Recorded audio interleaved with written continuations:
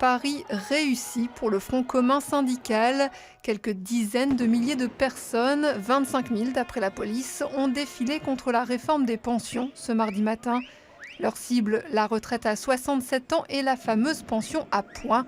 La formule nombre de points accumulés multiplié par la valeur du point au moment du départ en retraite, multiplié encore une fois par le coefficient de conversion en fonction de la durée de la carrière, est jugée aléatoire et imprévisible.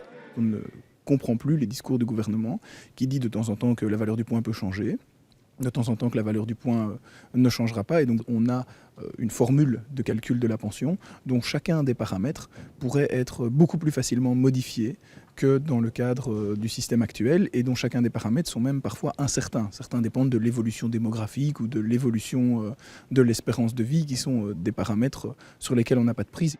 Le fédéral crie au mensonge. Quant aux experts de la Commission pour la réforme des pensions, ils temporisent.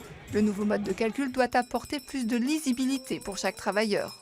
Ça doit lui permettre de voir qu'est-ce que je gagne en pension supplémentaire si j'accumule un point supplémentaire en travaillant une année supplémentaire. Ça permet aussi et surtout, ça c'est très important parce que ce n'est pas possible aujourd'hui, d'introduire beaucoup plus de flexibilité dans la sortie du marché du travail et dans la transition vers la pension. Syndicats experts s'accordent sur un point quand même. Pension à points ou pas, le problème reste avant tout le financement des retraites. En 10 ans, les dépenses ont augmenté de 60%.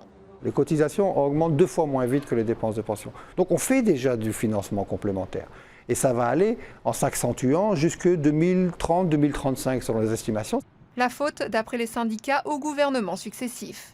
Ils ont opéré de grosses réductions de cotisations sociales, et donc ça diminue évidemment l'argent disponible dans la sécurité sociale pour financer les pensions. Deuxièmement, ils n'ont pas réussi à mener des politiques d'emploi satisfaisantes, qui créaient suffisamment d'emplois et d'emplois de qualité qui généraient les cotisations sociales à mener. On peut notamment penser aussi au gel salarial, qui dit moins de salaire brut, dit moins de cotisations sociales, et donc moins de financement de la sécurité sociale. Et puis troisièmement, c'est évidemment une série de moyens qui ne sont pas mobilisés. On peut penser par exemple aux moyens de la fraude fiscale. Les syndicats attendent désormais la réaction du gouvernement. La suite à donner au mouvement sera décidée en janvier.